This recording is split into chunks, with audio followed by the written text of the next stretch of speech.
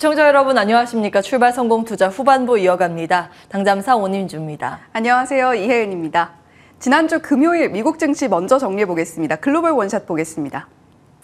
3대 지수는 전강후약의 모습으로 마무리를 했습니다. 일제히 상승으로 마무리는 했는데 상승폭 자체는 좀 아쉬운 모습을 보여줬습니다. 다우존스 지수가 0.22%로 그나마 가장 큰 힘을 내줬고요.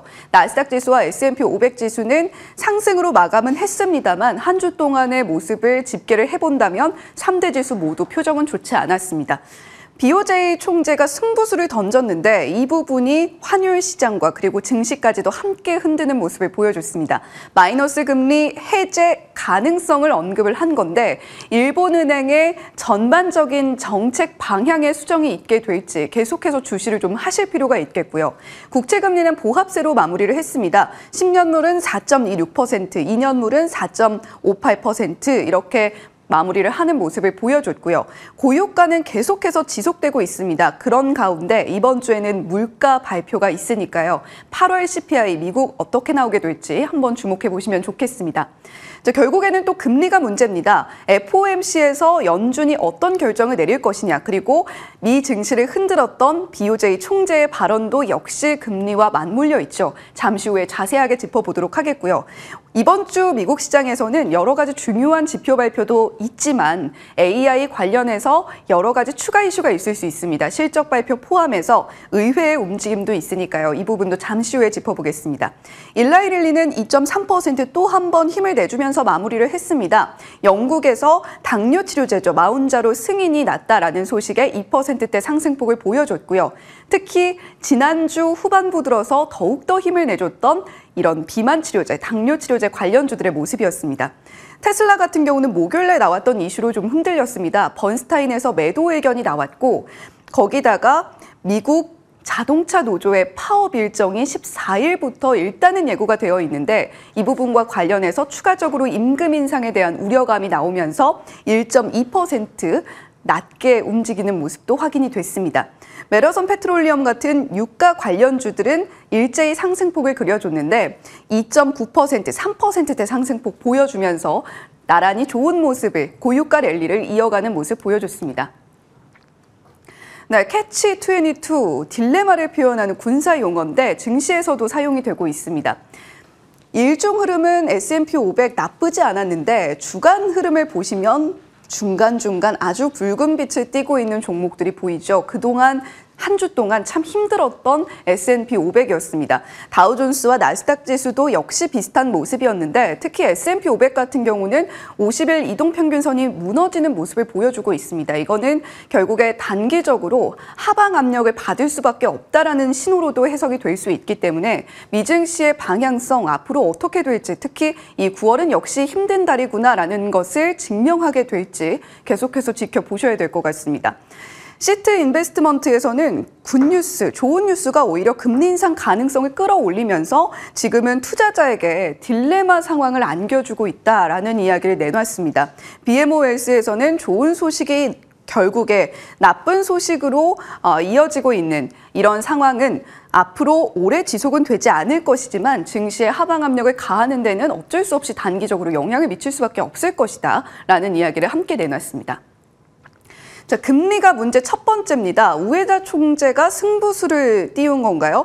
4월 9일에 취임을 했고 BOJ 총재 중에서는 처음으로 또 경제 전문가가 앉게 되어서 상당히 많은 주목을 받았던 인물이기도 합니다. 지난달 잭슨홀 미팅에서 이런 이야기를 했습니다. 기조 인플레이션은 여전히 2%보다 낮기 때문에 마이너스 금리에 대한 일본 정부, 특히 일본 은행의 정책의 지속을 시사를 하는 모습을 보여줬는데 이번에 요미우리 인터뷰 G20 기간에 나온 인터뷰입니다. 임금 인상과 물가 상승의 지속이 확신을 할 수 있는 상황이 이어지게 된다면 마이너스 금리 정책을 해제할 수도 있다라고 가능성을 언급한 겁니다. 확 확정은 아니고요. 물가 목표 실현은 거리가 있기 때문에 끈질기게 금융 완화 정책을 유지는 해 나갈 것이다라는 기존 입장도 되풀이하기는 했습니다. 자, 거기다가 22 연례포럼은 이전에 있었던 발언인데 내년에도 고물가가 지속된다면 일본은행은 대규모 금융 완화 정책을 변경할 수 있다라는 가능성도 이전에도 한번 언급을 한 적이 있습니다. 과연 우에다 총재는 어떤 결정을 내리게 될까요? 상당히 어깨가 많이 무거워 보입니다. 일단 일본의 경제 성장 자체는 양호하게 나오고 있습니다. 2분기 발표치가 1.2% GDP가 나왔는데 우리나라가 0.6%였거든요. 그만큼 일본의 경제 성장이 완만하게 이루어지고 있다라는 겁니다. 경제가 확장 국면에 있다는 건데 반면에 엔저 현상은 지속이 되고 있죠. 경제가 확장되는데 엔저 현상이 이어진다라는 것은 결국에는 이 엔저 현상도 언젠가는 끝을 향해 갈 것이다라는 것을 시장은 전망을 하고 있습니다. 지금 저물가를 타개하고 경기 부양을 위해서 16년부터 7년간 이어왔던 마이너스 금리 정책인데 과연 이 우에다 총재의 생각은 뭘까요? 시장에 내놓는 발언을 통해서 우리가 계속해서 일본은행까지도 함께 고려를 해야겠습니다. 금리가 문제 두 번째입니다. 연준의 비공식 스피커로 알려져 있는 닉 티밀하우스 기자가 새로운 이야기를 내놨습니다. 연준 관계자들이 금리 인상에 대해서 금리에 대한 입장에 좀 변화가 있다라는 이야기를 내놓은 건데 핵심은 소극적 긴축보다 과잉 긴축을 보다 선호했던 연준이 이제는 불필요한 금융 위기를 초래할 수도 있다라는 의미로 과잉 긴축을 다시 재고를 해볼 필요가 있다라는 입장이 나오고 있다는 겁니다. 최근에 연준 인사 발언을 봐도 결국에는 데이터 지향으로 가겠다라는 데는 큰 변화가 없고 결국의 관건은 11월 FOMC, 9월은 거의 동결이 확정인 것 같고요. 12월에 추가 인상을 할 것이냐 여부가 될 것 같습니다. 지금 연준 내에서는 그래도 우리가 좀 안전하게 가려면 보험성으로 인상을 해야 된다라는 입장과 그리고 현상을 유지하면서 일단은 고금리 기조를 유지하자라는 입장이 맞서고 있는 상황인데 과연 어떤 발언의 영향력이 더욱더 세게 점쳐지게 될지 한번 보시면 좋겠습니다. 자, 이번 주에는 다시 AI 테마가 뜨게 될까요? 오라클과 어도비 AI 관련주들 실적 발표 앞두고 있습니다. 오라클에 대해선 전망이 증권가에서 여전히 좋게 나오고 있고 어도비 같은 경우는 미즈오에서도 웹 트래픽을 상당히 좋게 보고 있기 때문에 어도비 실적 어떻게 나오는지도 한번 주목을 해보셔야 되겠습니다. 그리고 공화당과 민주당, 미국 의회 내에서 AI 관련해서 규제에 대한 이야기를 내놓고 있습니다. 관련해서 입법 프레임워크도 발표를 했는데 결론적으로 AI 관련한 콘텐츠뿐만이 아니라 기업에 대해서 우리가 상세하게 관리 감독에 들어가겠다라는 내용이 골자입니다. 12일에는 마이크로소프트 부회장 그리고 엔비디아 수석 부사장을 소환한 청문회가 열리고요. 13일에는 엔비디아뿐만이 아니라 구글, MS, 테슬라, 메타까지 일제히 초청해서 비공개 포럼을 연다고 합니다. 어떤 내용이 나오게 될지 그래도 시장에서 솔솔 풍겨 나오는 이야기 저희가 또 당잠사 통해서 전해드리도록 하겠습니다. 자, 그리고 미국과 EU의 수출 통제 2라운드에 진입을 했습니다. 이렇게 표 보시면 지금까지 2022년부터 현재까지 이어온 미중 간의 무역 분쟁에 대한 이야기가 정리가 되어 있고요.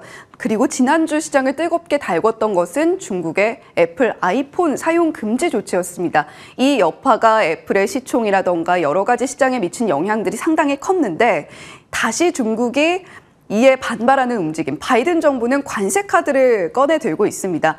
자, 과연 우리 철강주들 테마성으로 움직이게 될지 한번 체크해 보시면 좋겠습니다. 네, 이렇게 미국 시장, 지난주 금요일 시장 정리를 해봤는데 우리 시장도 최근 들어서 테마도 상당히 많고 챙겨야 될 이슈들 여전히 많습니다. 한 주를 시작하는 월요일인 만큼 꼼꼼하게 챙겨봐야 될 것 같은데요. 예, 오늘은 저는 이제 목차를 좀 준비를 했습니다. 목차부터 쭈르륵 훑어가면서 시장 안으로 들어가겠습니다. 자, 오늘의 목차 첫 번째는 이제 매크로 이슈부터 시작을 해서 바이오, 반도체, IT와 관련된 일정들 정리해 보겠습니다. 전체적으로 오늘은 일정 위주로 스토리 라인을 잡아봤고요. 사실 이 와중에 시장에서는 이런 반도체 IT보다 다른 쪽에 주목을 해야 된다는 목소리가 많습니다. 왜냐하면 여기는 미중 갈등에 대한 우려감이 자리하고 있기 때문이고 돈의 흐름을 봤을 때 로봇으로 최근 집중이 되고 있다라는 분석이 있습니다. 그래서 로봇 일정과 숨겨져 있는 로봇주까지 자세히 들여다볼 거고요. 외국인들이 들어오고 있습니다. 주말 사이에 외부 일정, 특히 이제 식당가를 가신 분들은 아시겠지만 외국인의 목소리가 굉장히 많이 들려왔습니다. 소비 패턴의 변화가 최근의 흐름이고요. 사실 이 내용은 BC카드의 그 카드 집계 내용인데 지난주에 당잠사에서 정리를 했다가 시간상 다루진 못했습니다. 오늘 자세히 가보도록 하고요. 2차 전지 위치가 굉장히 중요합니다. 오늘부터 해서 이번 주에 반등이 나오는지 여부 중요한데 일정 체크해드리도록 하고 마지막 AI 소프트웨어 관련 내용들 준비가 돼 있습니다. 시간 되는 데까지 한번 보고 다루지 못하면 개장 중계 때 풀어가면서 이야기 나누겠습니다. 자, 먼저 산업별 주요 일정 정리를 해봤습니다. 매크로적인 부분 가장 중요한 건 아시겠지만 미국의 소비자 물가지수 CPI 발표죠. 13일 현지 시간 기준이고요. 우리 시간으로는 밤에 발표를 합니다. 이게 잘 넘어가면 금리 노이즈가 소멸할 거라는 게 시장의 중론입니다. 왜냐하면 아직까지 이 8월 데이터까지는 유가의 변동폭이 크지 않았기 때문에 그래도 좀 잘 나올 것이라는 게 컨센서스인데 다만 유가 변수에 따라서 지금 레벨에서 더 올라가면 사실 골치가 아픕니다. 9월 들어서 전연 대비했을 때 증가로 전환이 됐거든요. 유가가 계속 이렇게 올라간다면 8월 데이터가 잘 나와도 9월부터 이거 괜찮은 거야? 라는 이제 우려감이 자리할 수 있기 때문에 유가 변동 사항은 계속 체크해 보셔야겠습니다. 우리나라는 목요일에 선물 옵션 동시만길입니다. 내 마녀가 춤춘다고 해서 변동성이 크다고 해서 내 마녀의 날이라고도 불리죠. 외국인의 포지션 중요하겠습니다. 나머지 일정이고요. FOMC를 앞두면서 FOMC 전에 통화정책회의 들어가기 한 10일 전부터는 미국 연준 위원들이 통화정책 관련해서 발언을 할 수 없는 기간이죠. 블랙아웃 기간에 주말에 들어갔습니다. 이때 가장 활발하게 활동하는 기자가 월스트리트저널의 닉 티밀하우스 기자죠. 연준의 비공식 대변인이라고 불리는 인물인데 주말 사이에 비둘기파적인 기사를 좀 내놨습니다. 그래서 이런 CPI나 금리에 대한 부담은 지금은 살짝 내려간 그런 분위기입니다. 바이오 일정 세계 폐암학회 들어가 있죠. 특히 보로노이 학회 포스터 공개했는데 외국에서 긍정적인 평가가 나오고 있습니다. 그리고 이번 주부터 보로노이는 무상증자, 유상증자 일정 등이 있기 때문에 같이 챙겨보시기 바라겠고요. 사실은 바이오의 일정은 그렇습니다. 지금 일정보다 시장은 늘 다음 일정에 더 주목하기 마련입니다. 그래서 10월 일정 같이 정리를 했습니다. 유럽 당뇨학회, 종양학회, 알츠하이머, 임상학회 줄줄이 예정이 돼 있고요. 최근 들어서 노보노디스크의 위고비 비만 치료제의 덕분에 국내에서 당뇨 관련 테마주들의 급등세가 이어지고 있다는 점 일정과 함께 같이 체크해 보시면 좋을 것 같습니다. 반도체 IT 일정은 애플의 신제품 공개 일정이 가장 크긴 한데 최근 미중 갈등 우려감이 좀 더 커서 어떻게 반영이 될지 모르겠습니다. 범용 반도체 관련해서는 마이크론 실적 꼭 챙겨보셔야겠고요. AI 반도체 관련해서 일정은 SK하이닉스와 삼성전자, AMD 줄줄이 예정이 돼 있습니다. 그런데 로봇이 더 중요하다는 이야기가 나오는데 미중 갈등 때문에 그렇습니다. 지난주 목요일부터 계속해서 애플과 화웨이 이슈들 체크해 드렸는데요. 결국에는 중요한 건 애플 판매량이 얼마나 타격을 받는가, 혹시 테슬라까지 규제하는 거 아닌가 이런 게 아니라고 말씀을 드렸죠. 미중 분쟁의 파편이라는 점에 주목을 하셔야겠습니다. 물론 아이폰 금지령 부담스럽습니다. 중국에서 공무원들한테 애플 거, 삼성 거 휴대폰 쓰지 말아라 이렇게 이야기를 하고 있죠. 지시하고 있고 이게 이제 다른 쪽으로 확산되는지 여부는 관전 포인트입니다. 그리고 여기에 이제 중국의 화웨이 신작 스마트폰에 SK하이닉스 D램 칩이지만 그 칩이 나왔다라는 게 사실 이제 부담이 되면서 우리나라도 역풍을 맞고 있는데 본질적인 부분을 들어가 보겠습니다. 두 가지 포인트인데 미국의 입장에서는 SK하이닉스가 미국 상무부의 지침 위반할 가능성이 적다고 보는 게 지금의 중론입니다. 그럼에도 불구하고 미국이 지금 대중 수출 규제를 한 거 이거 제대로 들어간 거 맞아? 라는 의구심이 계속 떠오르게 되면 중국 쪽으로 규제를 더 세게 할 수 있습니다. 그 일환으로 계속 지금 시장에서 보도되는 내용이 관세 부분 건드려서 철강 규제하는 건가 이런 거죠. 그리고 이제 중국의 입장에서는 채찍질을 할 수 있는 카드가 뭐 여러 가지 있다라는 걸 일종의 과시 용도로도 볼 수 있겠습니다. 사실은 에버코어 등등 월가에서는 애플의 이 판매 매출 타격 크지 않을 거라는 게 거의 이제 컨센서스거든요. 한 80~90%의 월가에서 이런 이야기를 합니다. 왜냐하면 두 가지 이유 때문인데 중국 공장이 또 있죠. 여기에서 조립을 아이폰을 하게 되는데 그럼 중국 일자리 감소를 자초할 것인가? 그렇게 두지는 않을 것이다 라는 부분이랑 중국의 공무원들 수 몇 명 이렇게 집계가 되긴 하는데 그 모든 공무원들이 지금 애플 아이폰을 쓰고 있는 건 아니죠. 그래서 실질적인 매출 타격 크지 않을 것이라는 게 시장의 목소리입니다. 그럼에도 불구하고 주목이 되는 건 중국이 가지고 있는 채찍들 여러 가지 중요한 광물도 가지고 있고 애플 공장, 테슬라 공장도 있고 우리가 압박하면 애국 소비 다시 불 지필 수 있을 것이다. 이런 것을 일종의 과시하려는 그런 움직임으로도 볼 수 있습니다. 과거에 반도체 갈륨, 게르마늄 수출 제한 때 그랬죠. 우리나라 직접적인 피해는 없었지만 이것들을 봤을 때 광물의 민족주의가 다시 고개를 드나 다른 것까지 제한을 두나 라고 이제 우려감으로 해석을 해볼 수 있겠고요. 아이폰 금지령의 그런 흐름 그리고 요소 수출 일부 중단도 그러한 흐름으로 시장은 해석을 하고 있습니다. 그래서 전거래일에 우리 시장 보면 보호무역 테마가 아주 모처럼 만에 형성이 됐습니다. 명과 암이 늘 존재하죠.